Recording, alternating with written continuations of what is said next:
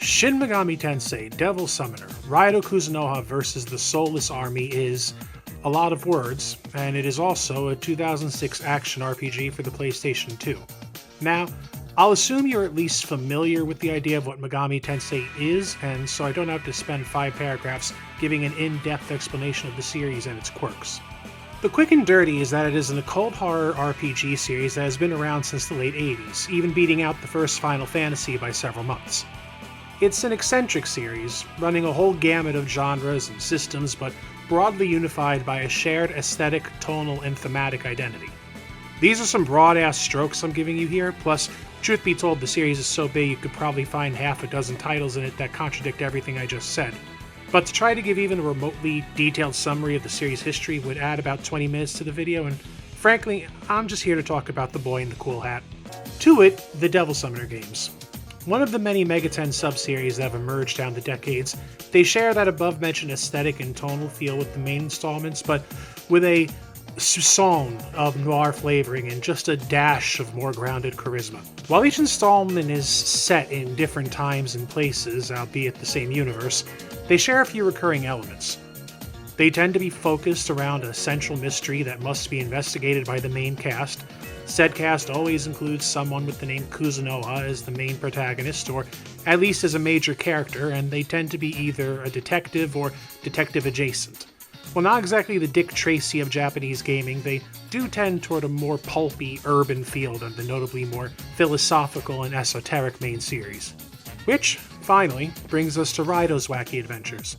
It's the dirty 30s, and we find ourselves in the 20th year of the Taisho, which will sound a little weird to anyone who knows their Japanese history. Following the chaos of the Meiji era, Japan found itself swept up in a wave of artistic and cultural modernization, as it attempted to catch up with the rest of the world after centuries of isolation. Young girls wearing Western school uniforms roam the streets, Dutch sweet shops sit mere blocks away from thatched general stores, and the skeletons of Edo-era housing still peek out from behind the pristine grays and whites of marble and stone. It's a unique setting for a game, evoking the shaky dissonance of a time when the old tried desperately to coexist with the new. And while they are obviously just barely animated models, the large amount of characters on screen really help to sell the hustle and the bustle of the capital. You know what else Tokyo has a bunch of? Demons. Thousands of the damn things. And by the way, maybe like and share if this video does anything for you. I am a brand new channel with no traction or presence, and I can use all the help I can get. Thank you ahead of time. Now, while for the most part locked to their home plane, dangerous monsters break through on the regular, causing all manner of major and minor havoc. Havoc that it is the job of the Yatagarasu, an ancient clandestine organization charged with safeguarding the country, to prevent. And that's where you come in. You play as Raidou Kuzunoha, more precisely a novitiate about to become Raidou Kuzunoha. See, the elite agents of the Yatagarasu, called Devil Summoners for reasons that I feel are pretty easy to extrapolate, all adopt a sort of hereditary name when they officially take the job. There are multiple Kuzunoha Devil Summoners, with Raidou Kuzunoha being the most prestigious and Tits McFailure Kuzunoha presumably being less so. After finishing a quick tutorial, we'll get to gameplay in a second. You, the newly christened Raidou Kuzunoha the 14th, receive your charge to protect the capital against all manner of ghoul, demigod, and eldritch abomination. The life is difficult and essentially solitary, but you're not completely alone. There's Goto Doji, or just Goto depending on the localization, your talking black cat who has guided the various Raidou down the centuries. There's Shohei Narumi, the head detective, the only detective, of the eponymous Narumi Detective Agency, where Raidou works to maintain a legitimate status in the world even as he works in its underside.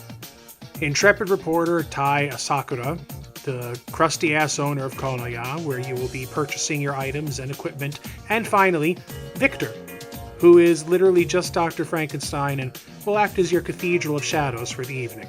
After a call for help ends in what could only be described as the most grievously failed first case in the history of sleuthing, a young woman is kidnapped by Red Cloak G-men, and Raidou finds himself drawn into a conspiracy involving the demons, the government, the past, and perhaps even the future. Along the way, there'll be beasts, high schoolers, evil cars, abandoned factories, ancient gods, Russia's greatest love machine, and even a reference or two for longtime series fans, which, if you're watching this, will likely go over your head. Just read the wiki when you're done. It's a solid plot, not War and Peace or anything, but the characters are a likable bunch, the dialogue is snappy and full of era-appropriate touches, and the driving mystery is just mysterious enough to keep you invested. And that's all you're getting for plot details. This isn't an exhaustive review after all, just a little gab session to wet your whistle before the remake comes out in a few days. Now, that's all well and good, but how does one even Raidou effectively? How can I Kuzunoha with the best of them? In the course of your wanderings, you may notice that little glowing sigil down there changing colors. Because when it turns red, get ready because... Yep, we're in the one... As you can see, it's the good old days of random encounters. Battles take place in the Fight Dimension, where you'll run and do 3-hit combos and thrusts and spin attacks and use your gun to stun demons while you wail on them, and you will do all of this very slowly. Behold, the grace, the power, the sheer agility of one who has earned the name Kuzunoha. None shall escape his plodding run and his numerous recovery frames. Okay, I'm being a little harsh. It's not all that bad. Attacks have a satisfying weight to them, with a nice beady thwack accompanying each sword strike. Raidou's relaxed approach to movement notwithstanding, the open arena allows for creative use of strategy and positioning, and at least the demons are there to keep things fresh, and I just realized I never elaborated on the actual devil summoning part of the title, which is doubly silly since the monster collection and fighting aspect is probably the Megami Tensei series' most famous feature besides Mara and killing Catholic God.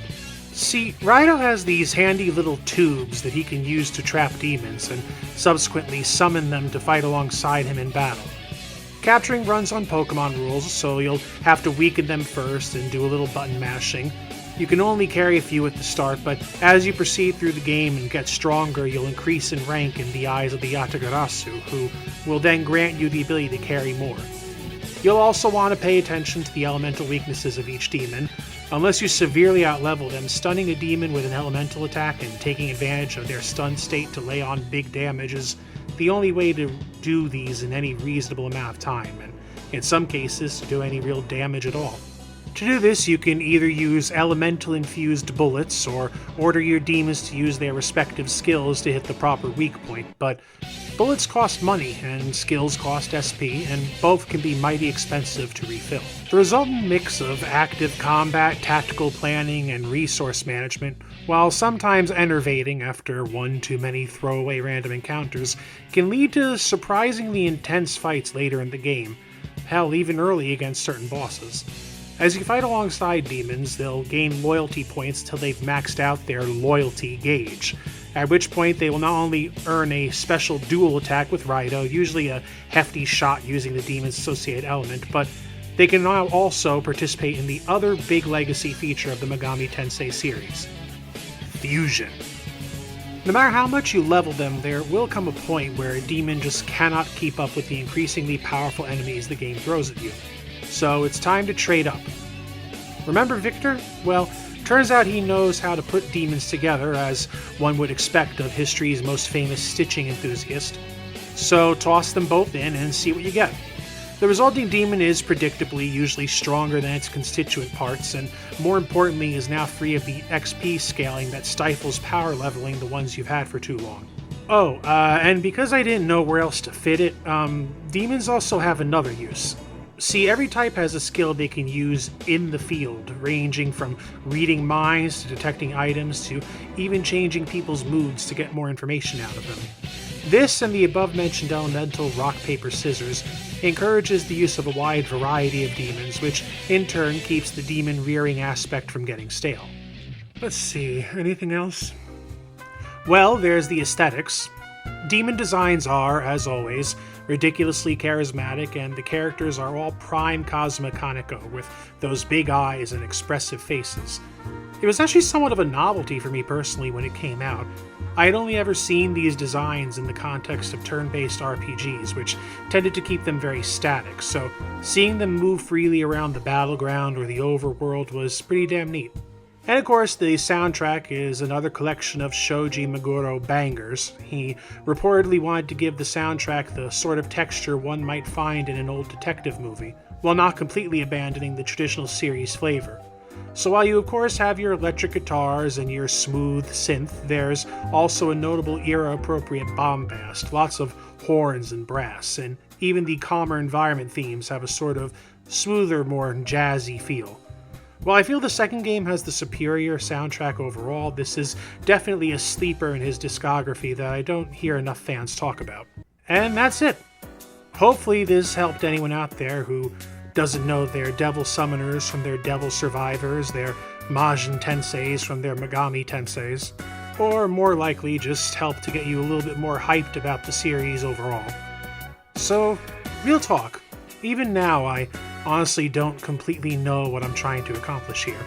It's hard to get people to play a clunky PS2 action RPG on the best days, and especially with the aforementioned remake on the horizon, there's probably less reason than ever before to check this out. I guess I just don't want the original completely consigned to the dustbin of history, which I found is always a risk in situations like this. The original game is not perfect, it's messy, twitchy in that way PS2B games always were, and some of its systems could have used a good sharpening I'm sure the remake will provide. It does look cool, but the original is fun and weird and offbeat in that way only the cultiest of Megami Tensei games get to be, bathed in the grungy shine of that most lively of gaming eras, and is still a good time all on its own. Give it a look if you're curious, or wait until the new one. Either way, enjoy your miles in the spiffy dress shoes of Raidou Kuzunoha the 14th. It's good to be back.